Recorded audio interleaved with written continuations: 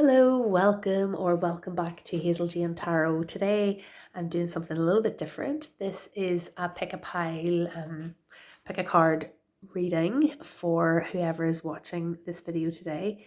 But instead of what I usually do is like a week ahead reading using a tarot deck, today I am doing a reading on the question of how should you be planning to celebrate the Festival of Samhain or Halloween, which is coming up very soon. And I'm using the Seasons of the Witch Samhain Oracle by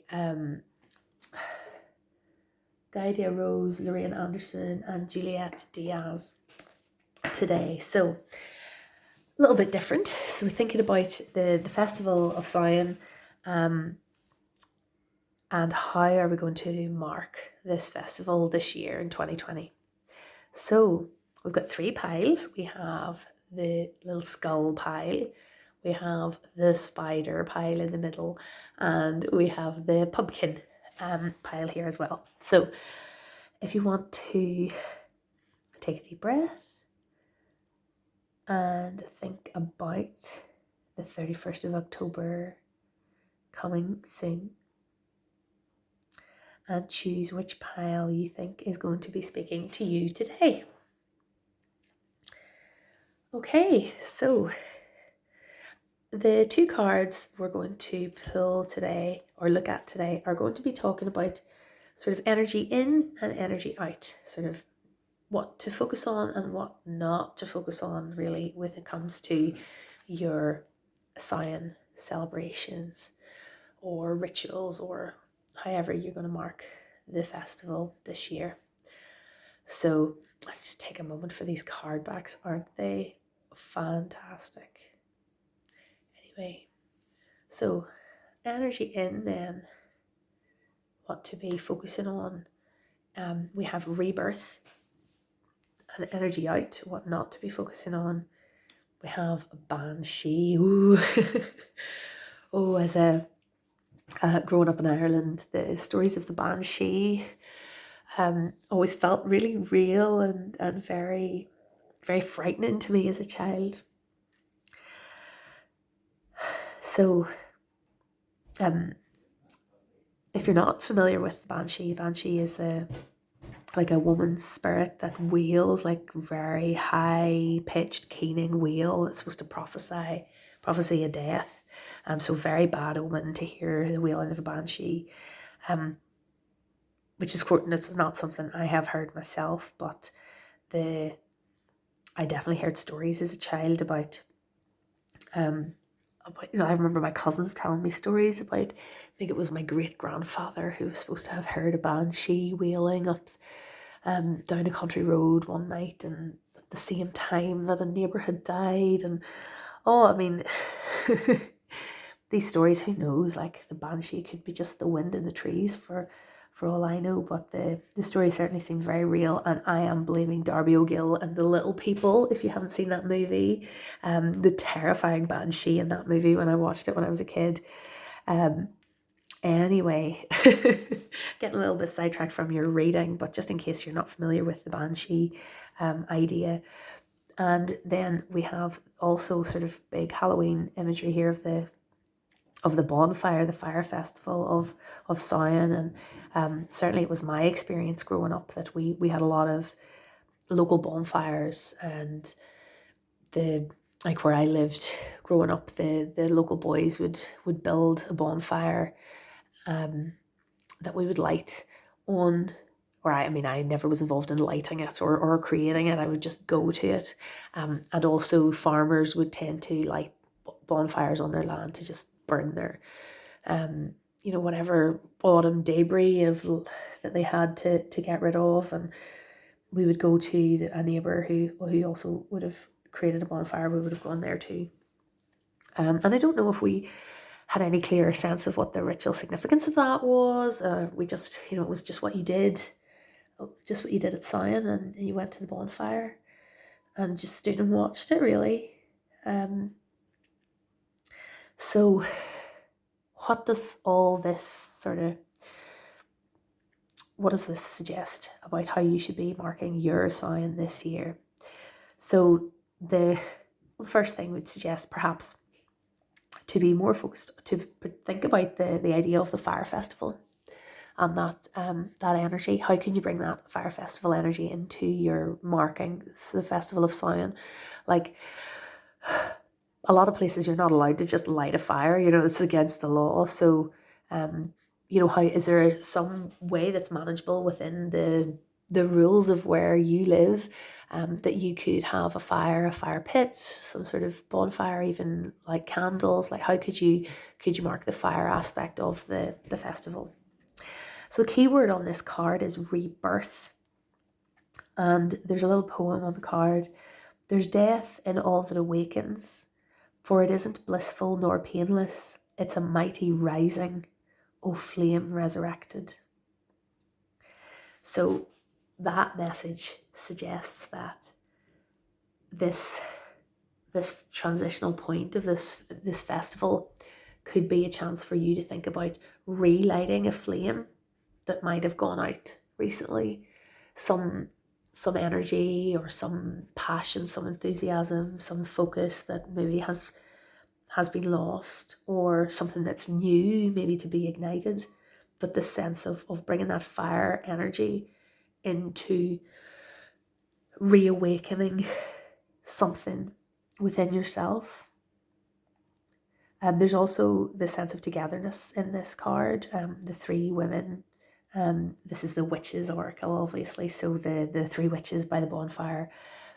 Is there a way that you could celebrate the fire festival with others, in some sort of community? I know this year in 2020, all those old traditions that, like, certainly here, here in Ireland, with the social distancing and the rules about gathering in large groups of people and so on, this year in 2020, there's not going to be the big community bonfires and people gathering around and in large numbers and so on. I mean, maybe there might be in some places that are a bit off the beaten track where people might not be discovered doing it, but like certainly not in urban areas. There's very unlikely to be these bonfires.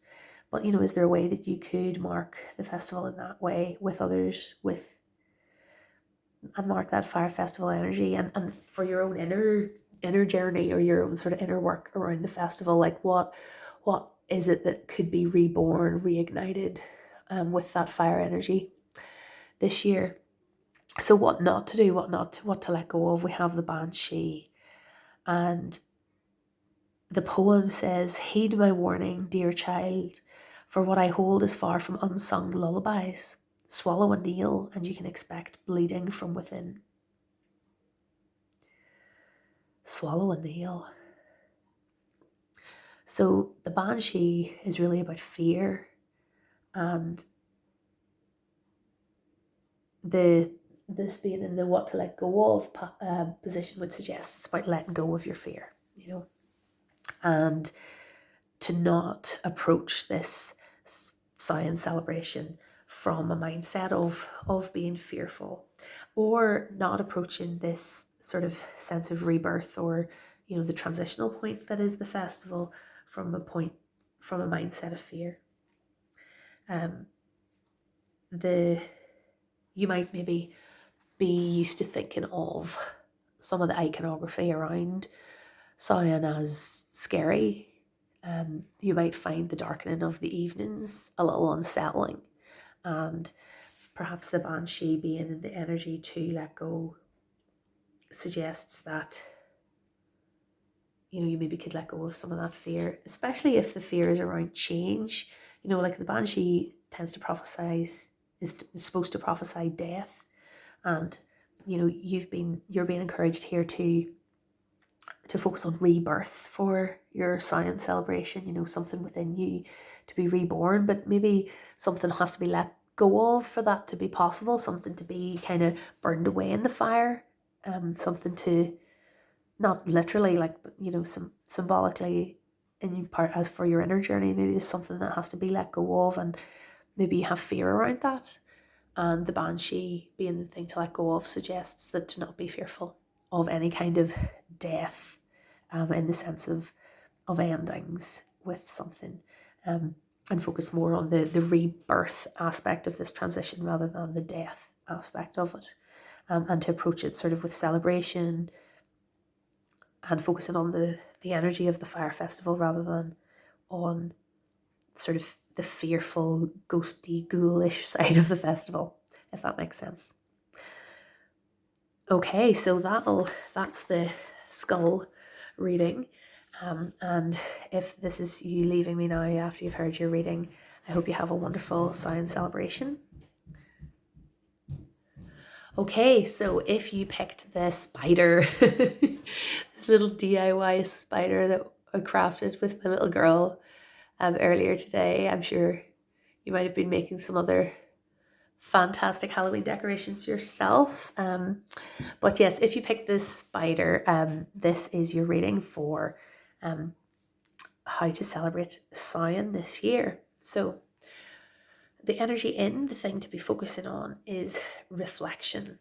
And the energy out, the thing to be letting go of, is third harvest. So third harvest speaks a little bit to timing, and it may be that rather than being really fixed on celebrating Samhain on a fixed day, like on the 31st of October this year, you might need to, or you might find you want to be a little bit more flexible in when you celebrate it, or maybe thinking of the season, of the weeks around the festival rather than the particular day. And third harvest also speaks to the idea of harvest, obviously. So the poem reads, "Daughters of the woods, feel thy sacred swell with suppleness, taste the gathering of honey's milk, filling your emptiness." So Samhain represents sort of the end of the harvest period, the final gathering of supplies, for the winter ahead.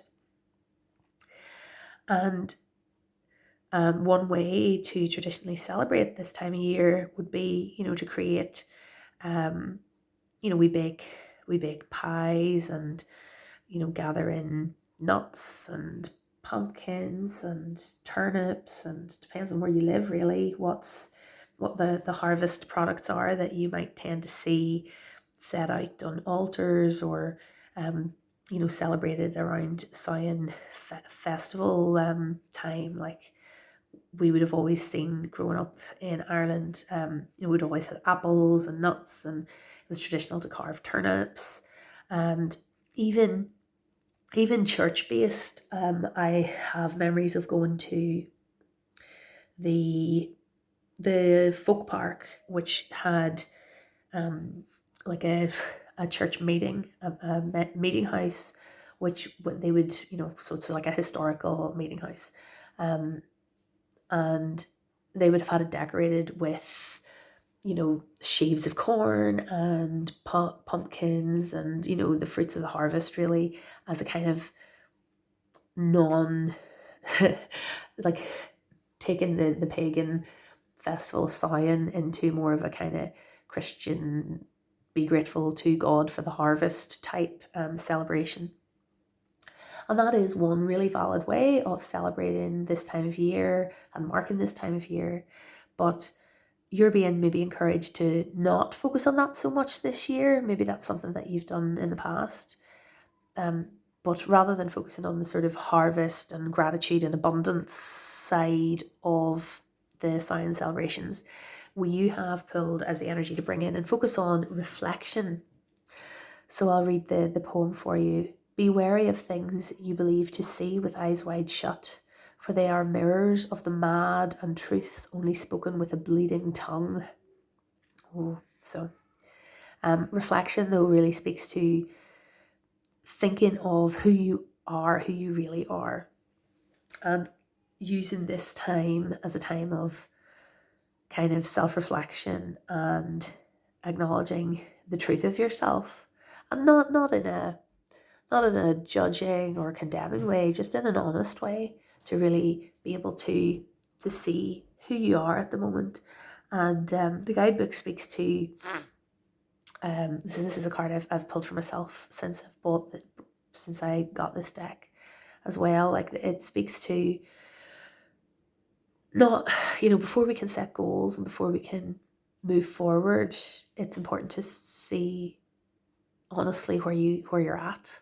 And that's maybe what this card is speaking to. So as you shape your science celebration, or how you're going to mark the day for yourself, it suggests that maybe taking some time to journal. Maybe you could use divination, or you know, some other maybe there's something you could do, even working with a mirror, to just do some inner work around, you know, who you really are in this moment, at this point in time. Okay, so that's the spider reading, and we'll move on now to the pumpkin reading. So if you chose the pumpkin, this is your reading for how to approach the celebration of Samhain this October. So what to bring in or focus on, we have silence, and what to let go of is voices. Well, that's an interesting contrast, because in one way you can see those two things are totally different. Like, instead of being surrounded by voices and noise, you're being encouraged to turn towards silence. But then sometimes it is in the silence that we hear the voices. So silence. There is a sweet embrace in the nothingness stillness brings, a presence of self fully embodied. So you're being encouraged here, as you plan how you're going to mark Samhain, to think about creating space for yourself to be silent and to be present with yourself and embodied within yourself. So instead of, I mean, maybe not instead of, but certainly as well as, you know, what other more social things you might plan, to really create some space and time for silence. I see, you know, here in the image we've got a staircase, and you know, I'm reminded of this idea of moving forward, moving upwards, you know, and needing to have a clear sense of self and clear sense of where you want to go before you can move forward. And silence and reflection can be a way to find that. We also have the candles lighting the way.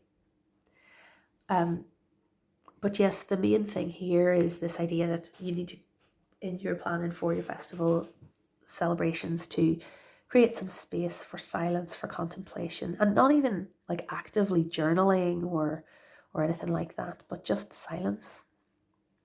And that could even be outdoors, being in nature, walking, seeing the leaves change, you know, or it could be just, you know, sitting at home with a lighted candle.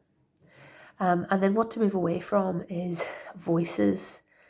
With a tug at the gut, feel them romance your every breath. Listen to the gentle flickering within your eyes, for this is where they guide. So voices, and perhaps in silence you may hear guidance. You may be able to connect with the voices. You know, at this time of year we think about the voices of ancestors, and the ability to access that more easily at this time of year. However, maybe this card is suggesting that to really actively try to pursue that can be counterproductive somehow, or and that instead of trying to seek out the voices of others, whether that's people in your life or whether that's trying to seek guidance from guides or ancestors, rather than actively pursuing other voices, it's about using the silence to be present with yourself and hearing your own voice, and that might be where best to focus your energy this Samhain. So thank you for watching this pick a card reading for the Festival of Samhain, and this has been Hazel Jane Tarot with my spider and the lovely Seasons of the Witch Samhain Oracle. So whenever you are watching this, happy sow-in to you and yours. And if you like this video, I would love you to subscribe to my channel, give me a like, give me a comment below about how you celebrate sow-in, and I hope to see you back here again soon.